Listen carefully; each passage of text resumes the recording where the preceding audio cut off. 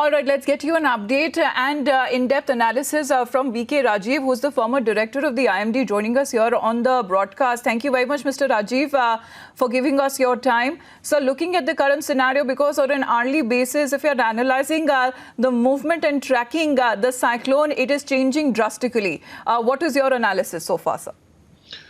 The cyclone, which is moving in a northerly direction, is now recurving and moving in a northeasterly direction.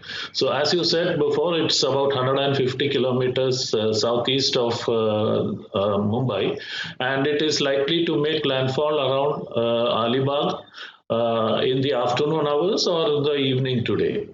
So the track really depends upon the other prevailing synoptic situations, etc. So initially it had a northerly movement, and as it approached the South Maharashtra Gujarat coast, it has recurved and it is moving now towards Alibag. Sir, if you can help us understand that the eye diameter, which is now being said is about 65 kilometers, as being observed through the radar, what happens when the diameter decreases? See, the eye is a central portion of the cyclone, and the eye is normally cloud-free and a very calm zone of the cyclone.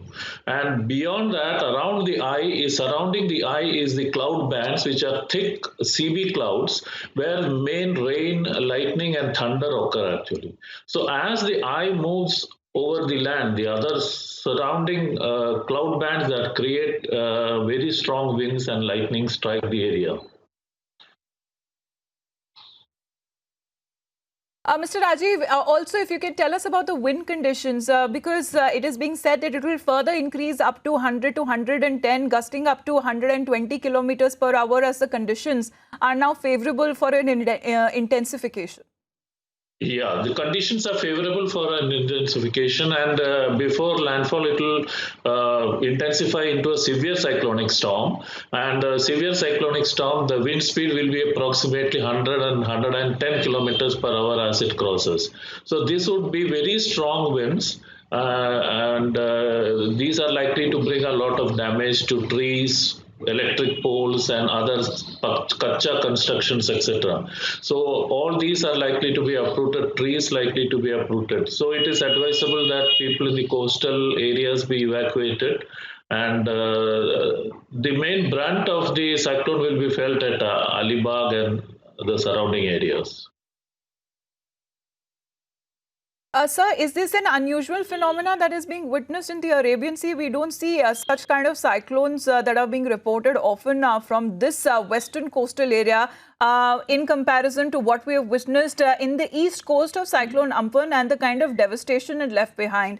Can you help us explain this phenomena, and also with the onset of monsoon that is has now almost touched till Goa, how does it all add up?